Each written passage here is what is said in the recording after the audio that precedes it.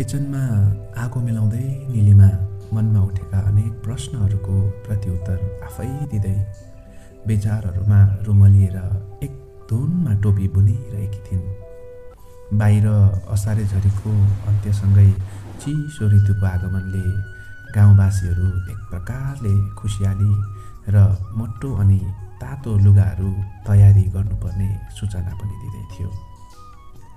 घरको धन्दा कहिले नसक्ने भन्दै उनी चुलामा हात खाली भ्याइ नभ्याइ आकाशे रङमाथि आरुफुले रङको धागो मिश्रण गरेर उसको निम्ति न्यानो टोपी बुन्नुमा व्यस्त थिइन्, किनकि यही हप्ताको शनिबार उसको जन्मदिन थियो। मायाको चिनो उपहार स्वरूप आफ्नै हातले बुनेको टोपी दिएर ऊ आफ्नो अन्तिम माया जताउन चाहन्थे। घाम अस्ताएको तर झमक्क साँझ भने परिसकेको थिएन।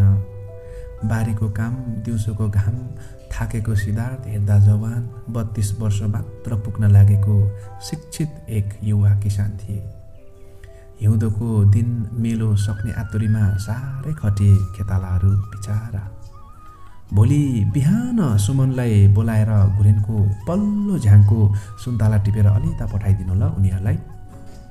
तिम्रो यो गन्थन सकेको छैनौ? धागोको डल्ल लडेर गयो। यता ल्याऊ, म समातिदिन्छु, तर तिमी छिटो छिटो हात चलाऊ है।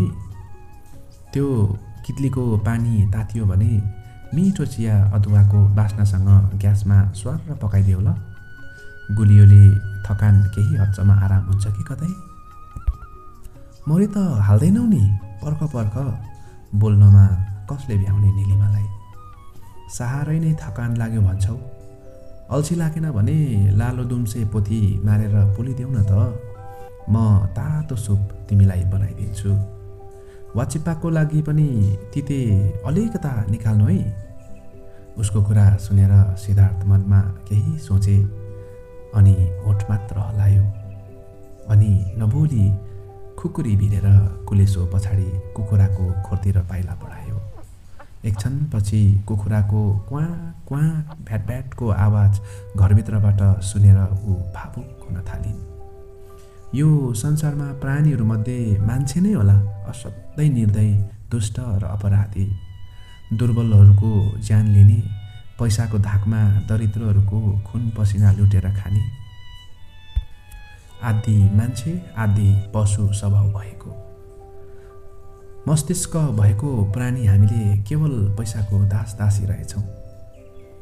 एकहोरो सोचाइमा घोरिएकी निलिमा यो प्वाक राखिदिनु भन्ने सिद्धार्थको प्रश्नले ऊ झस्किएर भन्छिन्, राख न, यति सानो कुरा पनि मलाई नै सोध्नुपर्ने? तिमीलाई नसोधेर म टुहुरोले अरू कसलाई सोध्नु कि सोधौँ हौ कान्छीलाई? तिमी पनि ठट्टा गर्न अरू कुरा पाउँदैनौ है? म त आखिर बाजी न हो? सन्तान बिना साँच्चै नै घरहरू अधुरो र साह्रै अँध्यारो हुँदो रहेछ।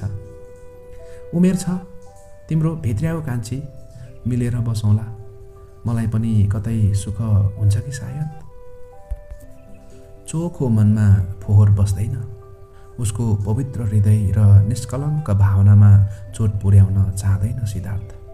बरु रुन्चे नजरमा उसलाई पुलुक्क हेरी भन्छ, मैले कान्छी ल्याएँ। हाम्रो सन्तानको सपना पनि पुरा हुनेछ। तर भोलि तिमीलाई उही कान्छीले बाँची र साँझी, अलक्षिना, अपुताली भन्यो भने तिमी कुन मुटुले थाम्छौ? कुन छातीमा ती वाक्यहरू अटाउँछौ? दिन प्रतिदिन तिमी सौताको पीडामा पिरोलिएको यो आँखाले देख्न सक्दिन। त्यसमाथि पापी समाजको मुख बन्द गर्न आजसम्म कुनै धर्मग्रन्थले त सकेन, तिमी कसरी सक्छौ? तिमी र म सानो संसार, यसमा रमाउनु नै हाम्रो निम्ति सुन्दर घर परिवारको परिभाषा हो।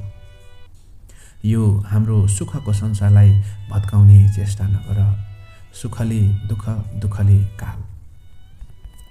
सौताले बुनेको पिजाडामा सोझी तिमी कैद हुन नखोज, बिन्ती छ।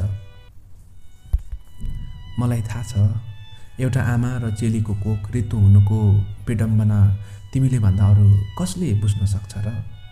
यदि बुझेको भए ती कैयौँ आमाहरूले दुधे सन्तानलाई लताएर निर्दय बनी चटक्क पक्क भुली जाँदैनथिन्।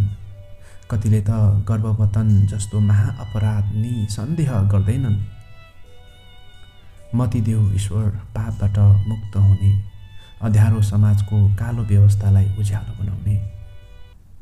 बिचैमा निलिमा आफ्नो पति सिद्धार्थको उप्रतिको भावना सुनेर खुसी भई मुस्कुराउँदै भन्न लाग्छिन्, नसोच बेसी तिमी, बरु मसँग एउटा राम्रो सल्लाह छ। रिसाउँदैनौ भने मात्र म भन्छु। के हो भन न। पल्लो घरको बाङ्गा र छुनाले पारी सुदुम गाउँमा एकजना ठिटो छ भन्दै थियो। ऊ टुरो रहेछ। आमा सुत्केरी बेदन खप्न नसकेर छोपुवा बिमारले भेटेछ। अस्पताल लान टाढो बाटो, गाडीको बन्दोबस्त गर्दै घरमै मरिछ।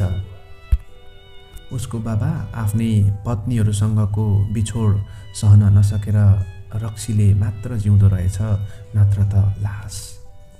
अस्ति नै तिमी खेतमा काम गर्नु जाँदा बाङ्गा र छुनाले सबै कहानी मलाई सुनाउनु भएको थियो। त्यस्तो बिजोग भएको सुन्दा त मेरो मन थाम्न सकिनँ।